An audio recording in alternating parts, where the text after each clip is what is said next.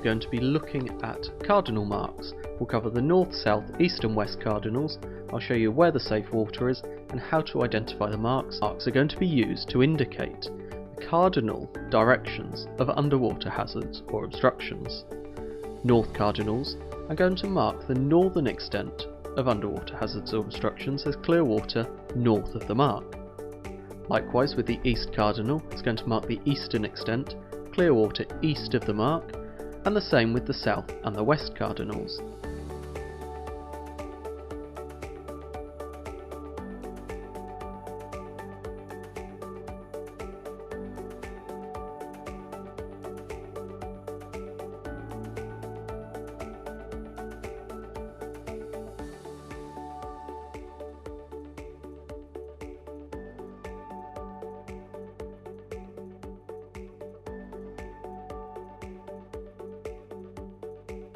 A fire extinguisher is one of the simplest, yet most effective tools against fire. And to use it correctly, remember one word: pass. P, hold the safety. This unlocks the extinguisher. A, aim the nozzle to face the fire. S, squeeze the handle to release the extinguishing agent. S, sweep the nozzle from side to side until the flames are out. Every step is crucial. Pull, aim, squeeze, sweep. Follow pass, and you can control a fire before it spreads. Simple, fast, and life-saving. That's the pass method of fire extinguishing. The Comet 3-minute orange smoke is a daylight-only distress alerting signal, position marker and wind direction indicator for SAR helicopter pilots. It is normally deployed from a life raft. Remove the plastic cap and, pointing the top away from your body, pull the tab firmly away from the canister. Keep your hand away from the hot end and throw the live smoke overboard immediately. After a 2-second delay, a dense, highly visible orange smoke will be emitted for a minimum of 3 minutes, while the canister floats on the water's surface.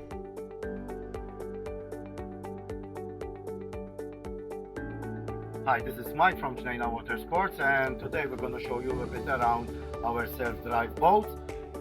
So we show you where are all our compartments and what you need to do, our safety features and everything, so when you rent them you will have a pleasant trip. Here we are at the back of the boat where we have the ladder. It's very important that before you use the ladder to go in the water, you make sure that the engine is turned off. This is for your own safety because it's close to the propeller.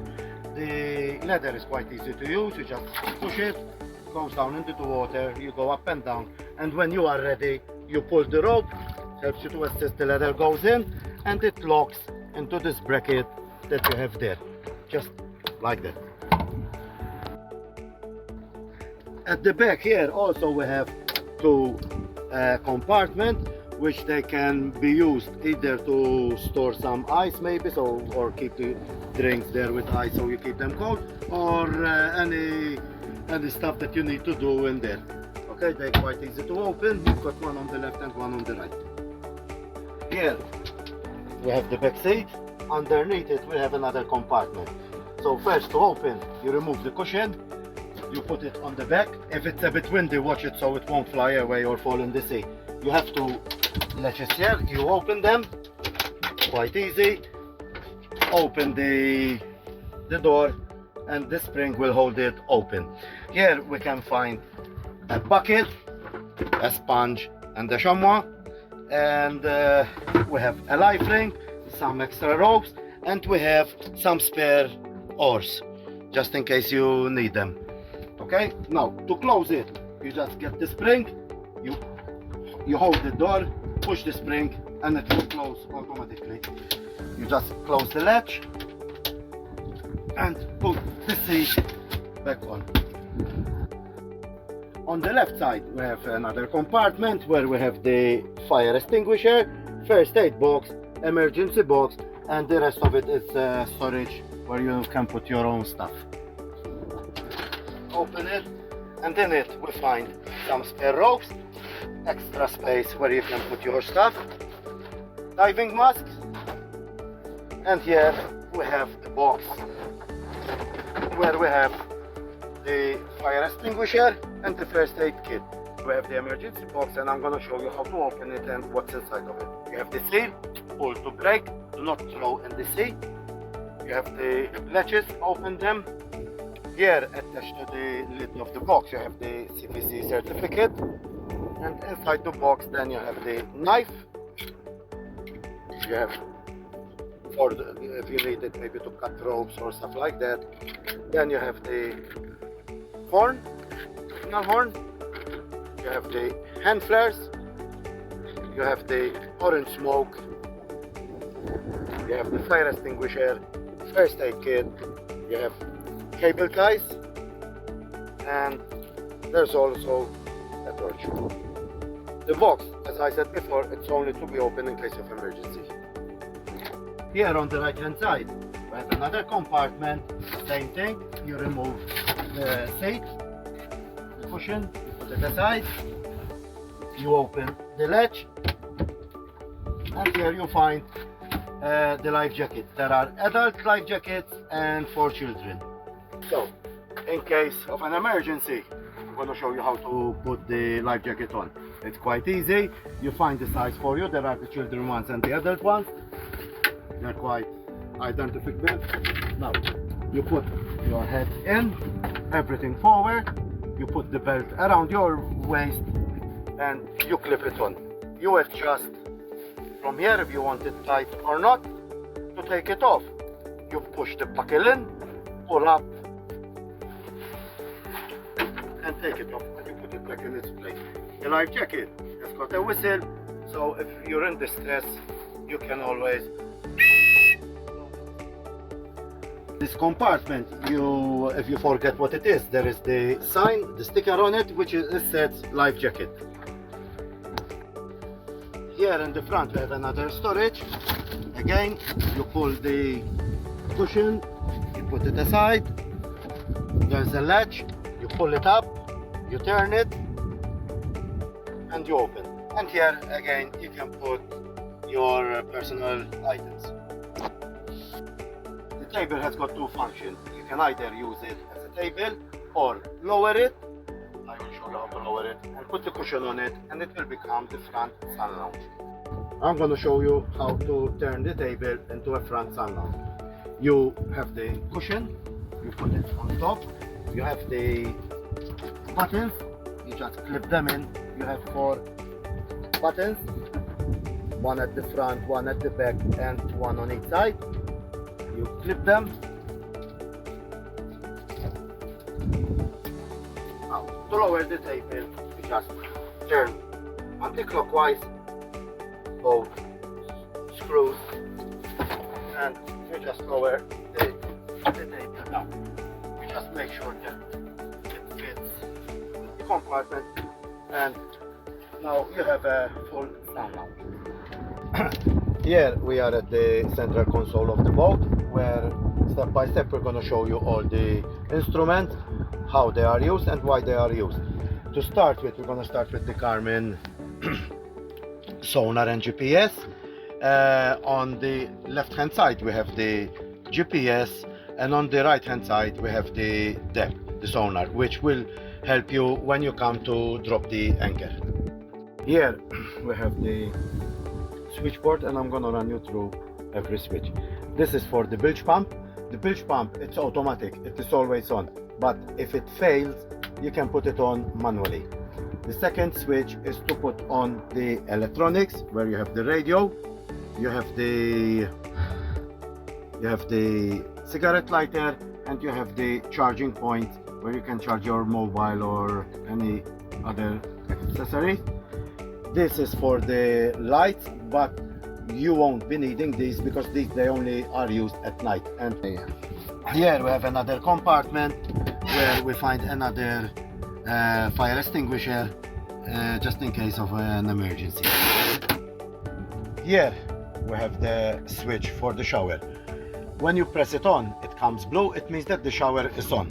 Then you go at the rear, you have the freshwater shower, you pull it out, and automatically when you press the lever, water will come out. Use it.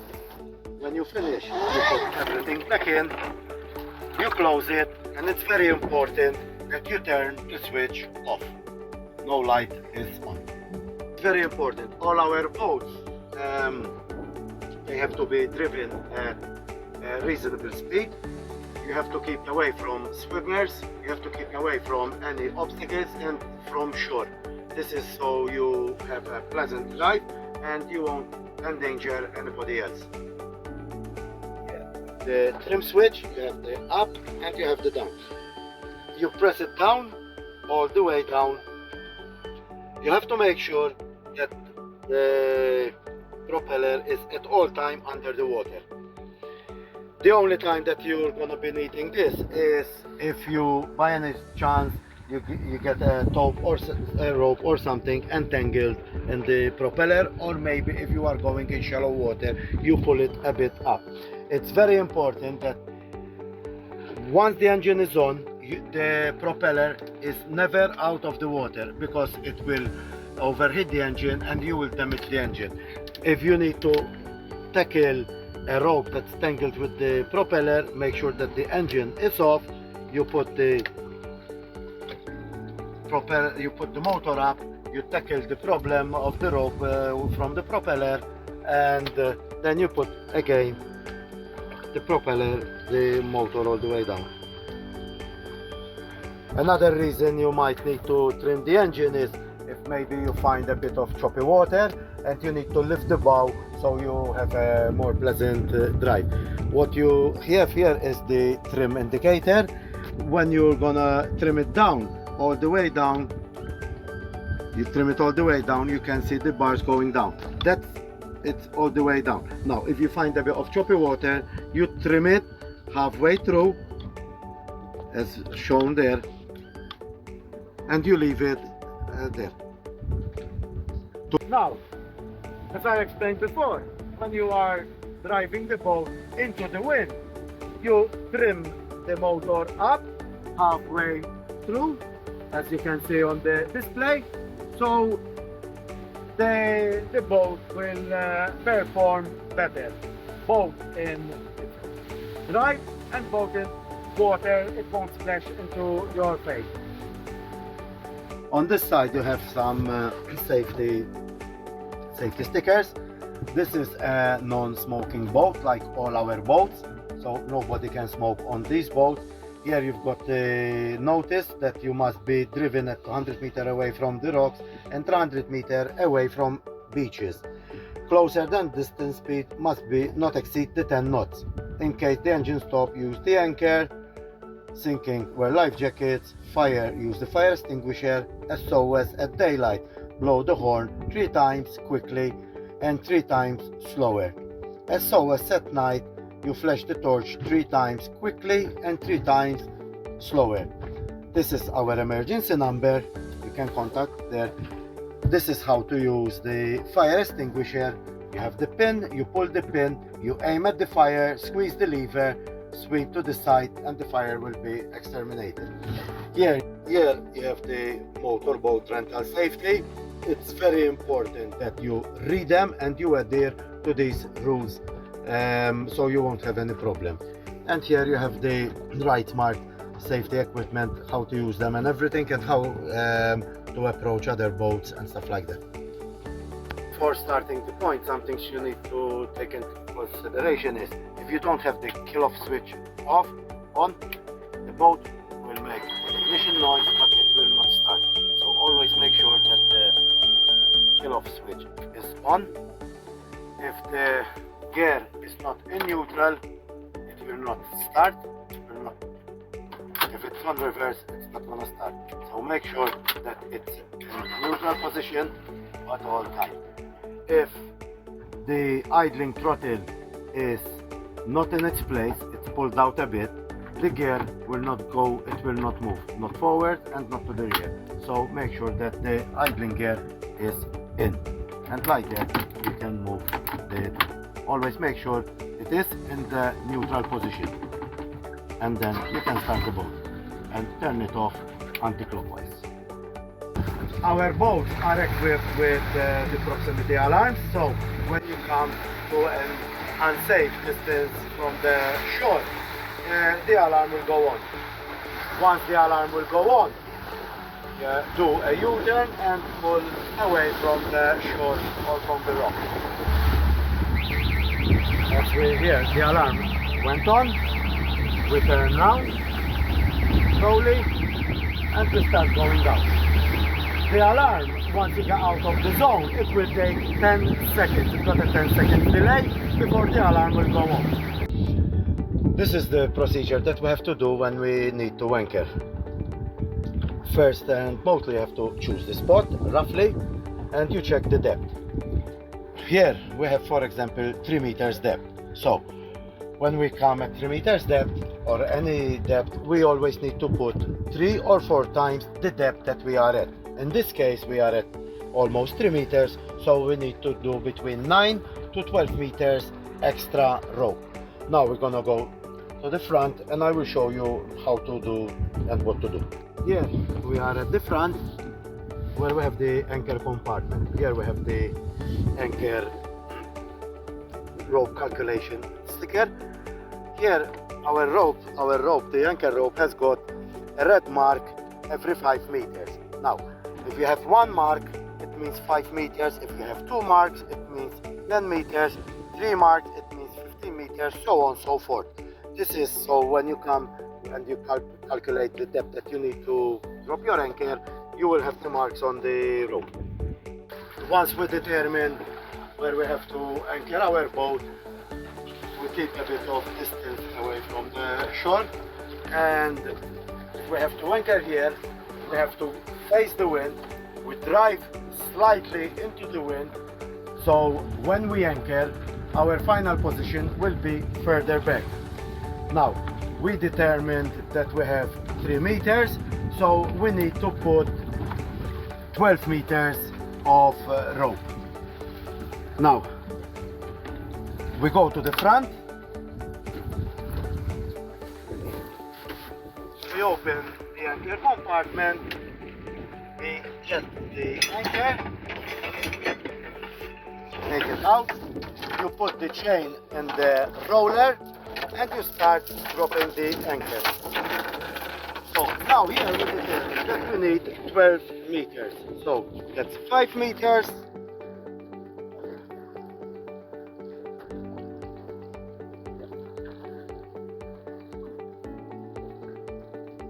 10 meters, and we just put another 2 meters in.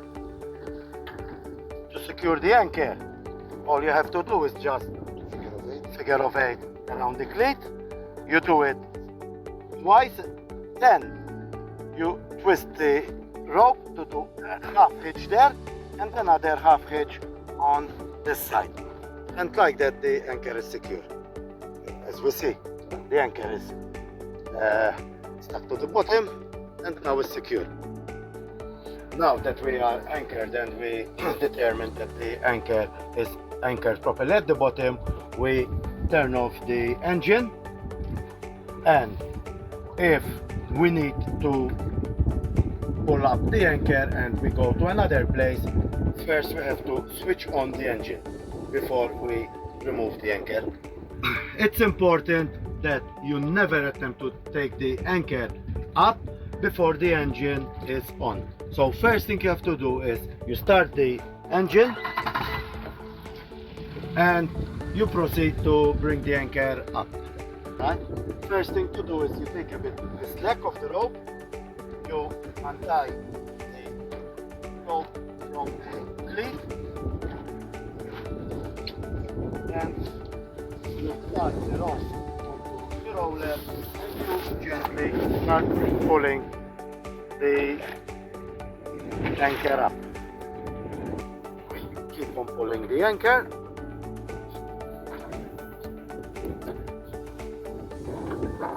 When the chain comes up, you've got another 3 meters of chain. You pull slowly.